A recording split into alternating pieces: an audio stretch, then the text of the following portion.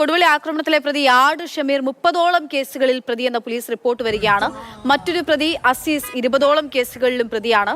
Rahul KV വിവരങ്ങളുമായി ചേരുകയാണ്. രാഹുൽ, അവിടെ നടന്ന ഗുണ്ടായിസത്തിന്റെ ദൃശ്യങ്ങൾ നമ്മൾ പലവരും കണ്ടു.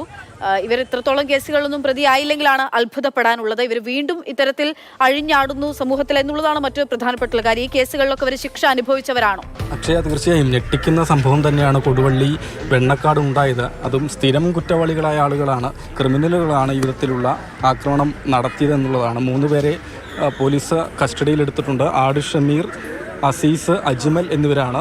ഈ ആട് ഷമീർ കുപ്രസിദ്ധ കുറ്റവാളിയാണ്, 30ലധികം കേസുകളിൽ പ്രതിയാണ് എന്നുള്ളതാണ്. നേരത്തെ പല കേസുകളിലും പിടിയിലായ, അറസ്റ്റിലായി ജയിൽവാസം അടക്കം അനുഭവിച്ച ആളാണെന്നാണ് പോലീസ് പറയുന്നത്. അസീസ് ആകട്ടെ 20ഓളം കേസുകളിൽ പ്രതിയും, മൂന്നാമത് പിടിയിലായ അജ്മൽ 10ലധികം കേസുകളിലും ഉൾപ്പെട്ടയാളാണ്. 4മതൊരാളെ കൂടി ഇനി പിടികൂടാനുണ്ട് എന്നാണ് പോലീസ് പറയുന്നത്. സംഭവ സ്ഥലത്തു നിന്ന് ഇയാൾ കടന്നു കളഞ്ഞു, അയാളെ കീഴ്പ്പെടുത്താൻ കഴിഞ്ഞില്ല എന്നാണ് പോലീസ് പറയുന്നത്.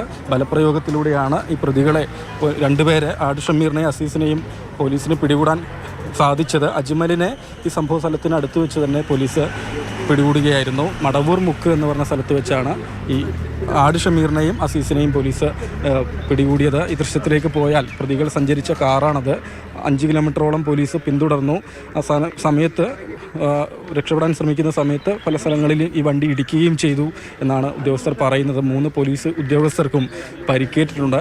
2 മണിയോടുകൂടിയാണ് വെണ്ണക്കാട് പെട്രോൾ പമ്പിന് സമീപത്ത് വെച്ച് ഈ സംഭവം ഉണ്ടാകുന്നത്. വിവാഹ സംഘം വന്ന ബസ്സാണ് ആളുകളെ തൊട്ടടുത്തുള്ള ഓഡിറ്റോറിയത്തിലേക്ക്